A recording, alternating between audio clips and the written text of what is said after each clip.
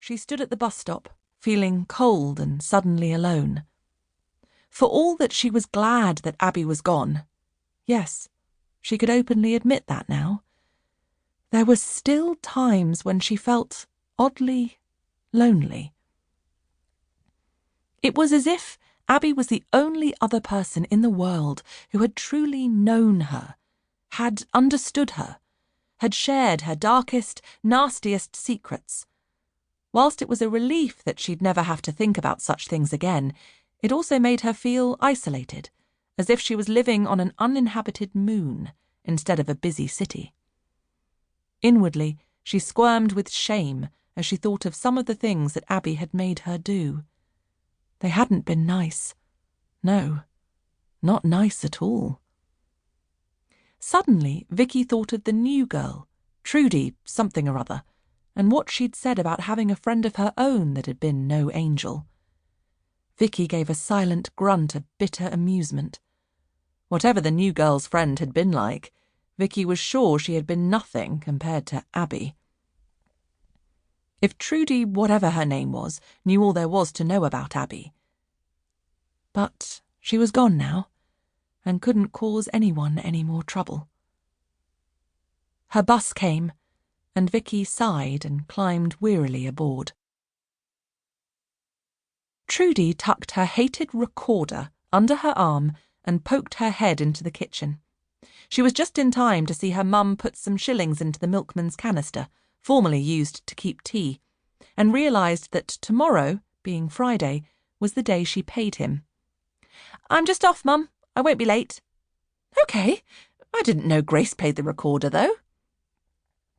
Trudy ducked her eyes so that she didn't have to meet her mother's gaze. To explain her sudden propensity for going out on a weeknight, she'd told her parents that she was going to Grace's house to help her practice her music. "We all learned at school, Mum," Trudy temporised, which was true enough. Of course, Grace had no more kept up with the instrument than Trudy had. "Give my love to her mother," Barbara Loveday said. "I will," Trudy called back, feeling smaller and smaller by the minute, and made her escape with some relief.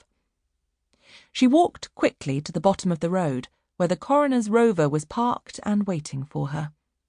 It was not another judging night at the theatre, thank goodness, but Dr. Ryder wanted to visit some of his fellow judges and had offered to save her a bus fare into town.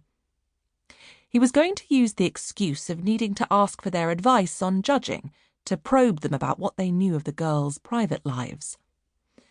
"So it's the talent spot rehearsal tonight, is it?" the coroner asked, spying the recorder right away. Trudy sighed heavily. "I'm terrible at it. I never was much good even at school, and it's taken me ages to find a proper piece to play, by a real classical-type composer. I don't think London Bridge is Falling Down will cut it somehow. I'm not even sure I'm reading the score right, since I've never been musical. It's going to be a complete disaster." Clement smiled. "Never mind. Remember, it's not as if you're actually going to be in the competition when it plays out in front of the public, are you? So it doesn't really matter, does it?"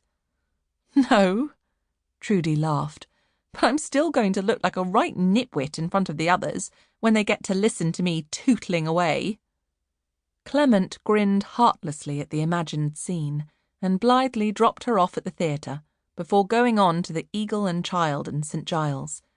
It was the pub made famous by some of Oxford's more well-known authors, but it was also the chosen local, or so he'd been told, where one of his fellow judges often went for his evening pint.